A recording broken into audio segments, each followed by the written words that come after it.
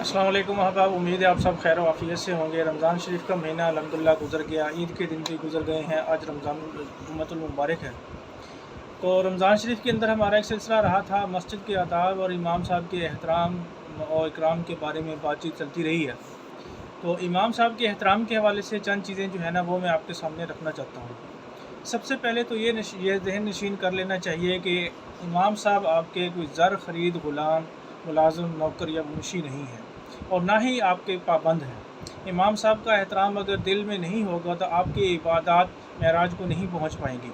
इमाम साहब इंसान हैं, कोई नूरी मखलूक नहीं है जो बशरी तकाज़ों से पाक हो, इसलिए बशरी तकाज़ों की रियायत रखना बहुत ज़रूरी है। इमाम साहब को नाम से नहीं पुकारना चाहिए। इसके अलावा ये कि इमाम साहब को टाइम हो गया जी नहीं कहना चाहिए। अलबत्ता अगर वो कहीं मसरूफ़ हैं तो फिर तवज्जो दिलाई जा सकती है, वरना इमाम साहब की ज़िम्मेदारी है वक्त की पाबंदी करना। वो तमाम इमाम साहिबान जो है वो वक्त की पाबंदी करते हैं, उनको पता भी होता है कि नमाज का वक्त हो गया या नहीं हो गया। आप अपनी चौधराहट चमकाने के सिलसिले के अंदर या बड़ा बनने के अंदर या इमाम साहब को छोटा करने के लिए खामख्वाह जो है ना सफ़ के अंदर खड़ा होकर कह देना कि जी इमाम साहब वक्त हो गया जी, जमात का टाइम हो गया जी, ये इंतहाई गैर मुनासिब फ़ेल है। इसी तरह ये है कि नमाज का वक्त जो मुकर्रर किया जाता है ना, मसलन इशा की नमाज जो है वो 8:45 पे हो रही है। इस वक्त मुकर्रर करने का मतलब क्या है? मतलब ये है कि 8:45 से पहले जमात खड़ी नहीं होगी। इसका मतलब हरगिज़ ये नहीं है कि 8:45 पे ही जमात का खड़ा होना फ़र्ज़ ऐन है। मतलब ये कि उससे पहले खड़ी नहीं होगी, उसके बाद में जो है उसके बाद हो सकती है। इमाम साहब अपनी सवाबदीद के मुताबिक अगर उस वक्त के अंदर कोई डिले करना चाहें या 1-2 मिनट ऊपर हो जाए तो वो उनका सवाबदीदी इख्तियार है, वो इस तरह कर सकते हैं। तो इमाम साहब को मजबूर करना कि बिल्कुल सुई के ऊपर बराबर सुई आ जाए, 1 सेकंड का फ़र्क ना लगे, ये भी जो है ना धौंस जमाने के मुतरादिफ है, इमाम साहब की बेअदबी के ख़िलाफ़ है, इसलिए इस चीज़ का एहतियात करना चाहिए। इसके अलावा ये है कि जब तक इमाम साहब मुसल्ले पे ना पहुँचें, ना तो तकबीर तो बिल्कुल हरगिज़ पढ़नी ही नहीं चाहिए। दूसरी ये है कि उनके पहुंचने से पहले सफ़ बंदी नहीं कर देनी चाहिए। अक्सर हमने देखा कि इमाम साहब अभी पिछली सफ़ के अंदर कहीं मौजूद होते हैं और सारे नमाज़ी जो है वो घड़ी का टाइम देखने के मुताबिक जो है वो खड़े हो जाते हैं और सफ़ बंदी कर देते हैं। ये भी एक इंतहाई गैर मुनासिब फ़ेल है। ये इसी चीज़ के मुतरादिफ है जैसे आप इमाम साहब को कह दें कि जी आएँ, ये टाइम हो गया, पूरा कर लें। तो कोशिश करें कि जब इमाम साहब मुसल्ले पे आ जाएँ, पहुँच जाएँ, उसके बाद जो है ना आप अपनी सफ़ बंदी करें। और तकबीर तो हरगिज़ उस वक्त तक नहीं कहनी चाहिए जिस वक्त तक इमाम साहब इशारा न करें। होता क्या है जी, अक्सर ऐसे होता है, हमारी मस्जिद में तो ये बहुत ज़्यादा होने लग गया था। फिर मैंने 2-4 दोस्तों को रिक्वेस्ट की, वो नाराज़ भी हुए, लेकिन बाद में बात समझ आ गई कि होता क्या था कि इमाम साहब अभी पीछे हैं, 3-4 मुसल्लों के पीछे है, लेकिन जो है वो तकबीर शुरू कर दी गई। ये इंतहाई गैर मुनासिब और बहुत नामुनासिब फ़ेल था, इसकी दूर होना ज़रूरी है। काफ़ी मस्जिदों के अंदर ये देखने को चीज़ आई है। इसको कोशिश करें कि जब तक इमाम साहब जो है वो मसल्ले के ऊपर ना आएँ और जब तक इजाज़त ना दें, उस वक्त तक जो है ना वो बिल्कुल तकबीर नहीं पढ़नी चाहिए। उसके अलावा ये कि जब तक मुसल्ले पे इमाम साहब ना आए, कम अज़ कम 5 जो बिल्कुल पीछे वाले मुसल्ले हैं, नमाज़ पढ़ने की जगह है इमाम साहब के, वहाँ खड़ा नहीं होना चाहिए।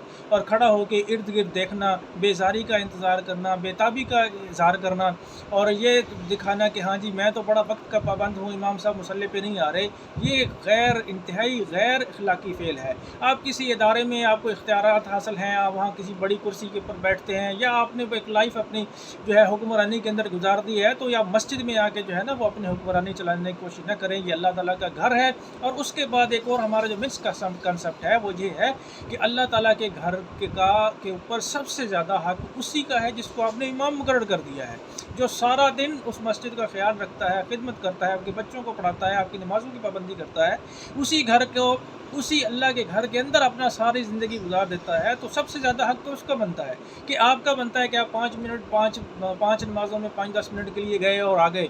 नहीं, यकीनन नहीं, सबसे ज़्यादा उस मस्जिद के ऊपर हक़ इमाम साहब का ही बनता है। तो उनको जैसे जो है ना वो इसलिए उनकी इस चीज़ का भी ख्याल रखना चाहिए, अपनी बेज़ारी का इज़हार जो है ना वो कतई नहीं करना चाहिए और हुक्मरानी का जो शौक़ है ना वो कहीं बाहर पूरा कर लेना चाहिए।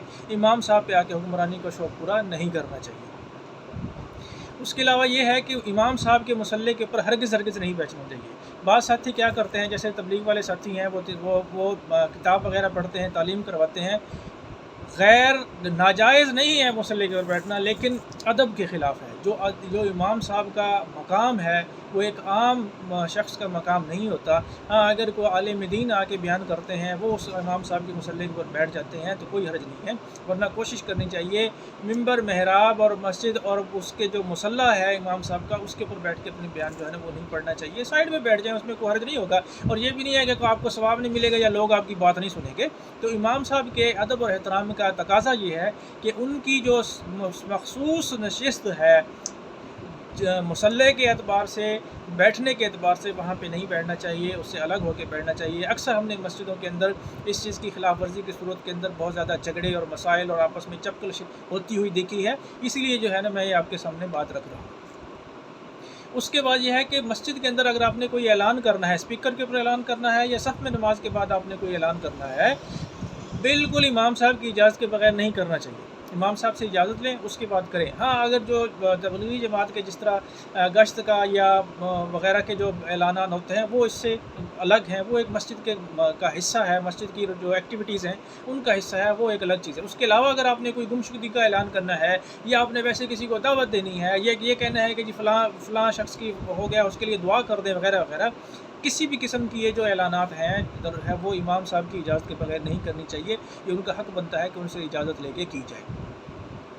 उसके बाद ये है कि अगर आपने मस्जिद के किसी मामले के ऊपर इमाम साहब की तवज्जो दिलानी हो, मसलन ये कि मोटर ख़राब हो गई है या पंखे ज़्यादा चलते हैं या पानी ज़्यादा बच्चे ज़्यादा कर देते हैं, मदरसे बच्चे पढ़ नहीं आते हैं, वो शोर करते हैं, कोई भी किसी भी किस्म की आपने कंप्लेन दर्ज करानी हो इमाम साहब को, तो उसका अहसन और अच्छा तरीका यही है कि आप अलहदगी में जाके इमाम साहब को मिलें, अलहदगी में जाके इमाम साहब को मिलें, उनसे दरख्वास्त करें, उनसे इंतहाई मुअद्दबाना अंदाज के अंदर बातचीत करें। सफ़ के अंदर खड़ा होके या मस्जिद के अंदर खड़ा होके पुकार के बुलंद आवाज़ करके इमाम साहब को मुखातब करके उस्ताद जी कारी साहब फ़लाँ फ़लाँ करके कहना कि ये बच्चे ऐसे कर रहे हैं, ये फ़लाँ फ़लाँ अपनी दरख्वास्त जमा कराना, ये बिल्कुल मस्जिद के अदब के ख़िलाफ़ भी है और इमाम साहब के अदब के भी ख़िलाफ़ है और इंतहाई गैर अखलाकी फ़ेल है। ऐसा नहीं करना चाहिए, बेहतर है तन्हाई में जाके मिले। हाँ, अगर कोई ऐसा मामला है जो बाकी नमाजियों के सामने भी आप रखना चाहते हैं, उस मामले को भी सबसे पहले इमाम साहब से मशवरा कर लें। अगर वो बेहतर समझेंगे, आपको इजाज़त देंगे, तो फिर पूरी साफ़ के अंदर जाके जो है ना पूरी मस्जिद में खड़े होकर आप बात करें, वरना आपको ऐसे बात नहीं करनी चाहिए। चाहे आप मुतवल्ली हैं, चाहे आप नाज़िम हैं, चाहे आप डोनर हैं, चाहे आपने सारी मस्जिद खड़ी कर दी है, बना दी है, तो वो अल्लाह की रज़ा की खातिर किया है, इमाम साहब के ऊपर धौंस जमाने के लिए नहीं किया। तो इमाम साहब के मशवरे के बगैर जो है ना वो किसी भी किस्म का ऐलान जो है वो बिल्कुल नहीं करना चाहिए। अगर आप ऐसा नहीं करेंगे तो आप इमाम साहब की तौक़ीर और इज़्ज़त और वक़ार का बिल्कुल ख्याल नहीं रख रहे। इमाम साहब के वक़ार का ख्याल रखना, उनकी इज़्ज़त और तौक़ीर का ख्याल रखना सबसे ज़रूरी और सबसे अहम काम है। मज़ीद गुजारिश ये है कि आप जैसे जानते ही हैं इमाम साहब अपना सारा वक्त मस्जिद में गुजारते हैं। 5 नमाज़ों की पाबंदी करने के लिए सिवाय फ़जर से ज़ोहर के दरमियान में कुछ वक्फ़ा हो, बाकी टाइम के अंदर बिल्कुल वक्फ़ा ऐसा नहीं होता कि इमाम साहब कुछ और काम कर लें, कोई कारोबार कर लें या कोई मुलाज़मत कर लें। तो इमाम साहब चूँकि आपकी नमाज़ों के लिए, आपकी मस्जिद की हिफाजत के लिए अपनी ज़िंदगी त्याग चुके होते हैं, वो अपना सारा वक्त मस्जिद को दे चुके होते हैं, इसलिए हमारे ज़िम्मे है कि हम उनकी ज़रूरियात का ख्याल रखें, उनके बच्चों की ज़रूरियात का ख्याल रखें, उनके रहन सहन का ख्याल रखें, उनके खाने पीने की अशिया का ख्याल रखें। तो इसके लिए बहुत कोशिश करनी चाहिए। माहाना तौर पे जो हम उनकी खिदमत करते हैं, उसके अलावा भी जो है ना हमें उनकी खिदमत करते रहने चाहिए। अल्हम्दुलिल्लाह हर महल्ले के अंदर तकरीबन 40-50 घर होते हैं।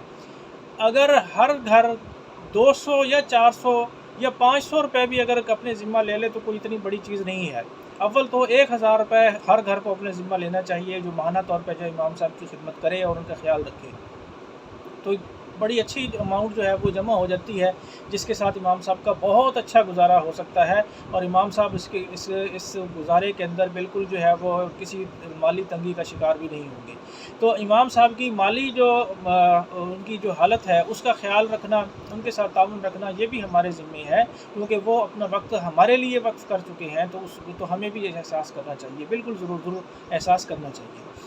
इसके अलावा ये है कि अगर इमाम साहब को कर्ज़ हसना की ज़रूरत पड़ गई है या उनकी किसी बच्चियों वगैरह का शादी का काम आ गया है या कोई उनके अखराजात आ गए हैं, कोई मरीज़ घर में हो गया है, तो बिल्कुल मोहल्ले वालों को चाहिए कि उनके साथ तावन करें, हर एतबार से उनके साथ निकलें भी सही, जाएँ भी सही और उनके अखराजात का ख्याल भी रखें। ये हमारी ज़िम्मेदारी है। तो किसी भी किस्म की अगर उनको ज़रूरत पड़ती है, किसी भी हवाले से माली मदद की ज़रूरत पड़ती है, सामाजिक मदद की ज़रूरत पड़ती है, अखलाकी मदद की ज़रूरत पड़ती है, तो हमें ज़रूर बिलज़रूर जो है ना उनके साथ खड़ा होना चाहिए और उनके साथ ताउन करना चाहिए। इसके अलावा ये है कि अगर इमाम साहब की रहाइश के अंदर कोई किसी किस्म की कमी है, उसको भी दूर करना चाहिए। पहली बात तो ये है कि अच्छी रिहाइश देनी चाहिए, ऐसी रिहाइश हो जिसमें मौसम के एतबार से सहूलियात हों। गर्मियों के अंदर ठंडी हवा, कूलर वगैरह का जो है वो इंतज़ाम हो। इसी तरह सर्दियों के अंदर जो है वो हीटर वगैरह का इंतज़ाम हो, पानी का अच्छा इंतज़ाम हो, उनके वाशरूम वगैरह का अच्छा इंतज़ाम हो, किचन वगैरह का अच्छा इंतज़ाम हो। तो उनकी रिहाइश का इसका ख़्याल रखना भी जो है ना वो हमारे ज़िम्मे है और बिल्कुल उसके इमाम साहब के अदब के तकाज़े के अंदर शामिल है कि उनकी इन चीज़ों का ख़्याल भी रखा जाए। इसी तरह हमें इमाम साहब से मुख्तलिफ़ अमूर के अंदर अपनी मशावरत करनी चाहिए। इससे होगा क्या, एक तो इमाम साहब का वक़ार जो है वो बुलंद होगा, दूसरा हमारा आपस में महल्ले के अंदर एक दूसरे से राब्ता बढ़ेगा। जब हम इमाम साहब की महफ़िल के अंदर, इमाम साहब की कुर्बत के अंदर मिलजुल कर बैठेंगे, गपशप लगाएंगे, तो बहुत सारे हमारे आइली मामलात, मुआशरती मामलात, माली मामलात, समाजी मामलात ऐसे हैं जो एक दूसरे के सामने आएंगे और हम एक दूसरे के साथ ताउन करने वाले बनेंगे और बहुत अच्छा महल्ले के अंदर जो है ना माहौल बन जाएगा। हमदर्दी का, बर्दाश्त का, रहमदिली का, ताल्लुक़दारी का, भाईचारे का एक बहुत अच्छा माहौल जो है वो सिर्फ़ इमाम साहब के साथ अगर हम इकट्ठे होकर बैठते हैं तो बन सकता है। तो इसलिए अगर आपके कोई मशवरा अगर आपने करना है, कोई मामला आपने करना है, तो वो आप इमाम साहब के सामने रख सकते हैं, क्योंकि इमाम साहब का पूरे महल्ले में मुख्तलिफ़ शोबों के लोगों के साथ रब्ता होता है। वो आपका मशवरा उनके सामने रख सकते हैं, उनके साथ बातचीत कर सकते हैं। तो वो बिलज़रूर इस चीज़ का भी एहतमाम करना चाहिए कि अपने बहुत सारे जो आम मामलात हैं उनके अंदर इमाम साहब की रहनुमाई, शरई मामलात के अलावा भी जो हमारे रोज़ाना के मामलात हैं उसके अंदर भी इमाम साहब से जो है गपशप लगानी चाहिए, उनसे मशवरा लेना चाहिए और उनके सामने मशवरा रखना चाहिए। बुनियादी नुक्ता ये समझ लें कि इमाम साहब को अपने महल्ले का एक फ़र्द समझना चाहिए, सरबराह समझना चाहिए, उनको इस तरह समझना चाहिए कि अल्लाह ताला ने उन जो है वो आपसे मुमताज़ कर दिया है। क्योंकि देखें, इमाम वही होता है जो मुमताज़ होता है, जो बाकी लोगों से जिसके अंदर जो है ना काबिलियत, इल्म और बुज़ुर्गी ज़्यादा हो। तो इस चीज़ को तस्लीम भी करना चाहिए। सादी सी बात है कि वो अकेले सफ़ में खड़े होते हैं और सारी मस्जिद के नमाज़ी पीछे खड़े होते हैं, उनका मकाम ऐसा है तो वो अल्लाह के सामने जो है वो अकेले पेश हो रहे हैं और आप सफ़ बना के पेश हो रहे हैं और आपकी इबादत का भी है वो ज़ामिन बन के वो पेश हो रहे हैं। तो इस चीज़ का ज़रूर एहतमाम करें कि उनको अपने महल्ले का सरबराह समझें, अपने इलाके का सरबराह समझें, उस हवाले से उनको इज़्ज़त और तौक़ीर दें। जैसा कि आप महल्ले के अंदर कोई काउंसलर साहब होते हैं या नंबरदार साहब होते हैं या कोई भी छोटे मोटे ओहदे वाला अगर होता है आपके महल्ले के अंदर, कोई ACDC या इस लेवल के या कोई पुलिस का मुलाज़िम रह रहा है, तो हम उसको भी एक ख़ास उसके शोबे के हवाले से इज़्ज़त दे रहे होते हैं। तो महल्ले के जो इमाम साहब हैं उनकी भी जो है इज़्ज़त और तौक़ीर करना बहुत ज़रूरी है। आखिर में एक मैं ये गुजारिश कर दूँ कि ये मस्जिद के आदाब और इमाम साहब के एहतराम वग़ैरह और आदाब का जो मैंने सिलसिला शुरू किया, इसकी वजह क्या है? इसके पीछे कम से कम 6-7 साल का ज़ाती तजर्बा और मुशाहिदा है। उसके बाद जो चीज़ें मेरे सामने आई, जो हमारे अंदर नहीं होनी चाहिए थी, जो कमियां पाई जाती हैं, जो मेरे अंदर भी पाई जाती हैं, मेरे दोस्तों भाइयों के अंदर भी पाई जाती हैं, उनका मजमुआ करके चीता मैंने ये आपके सामने रखी है।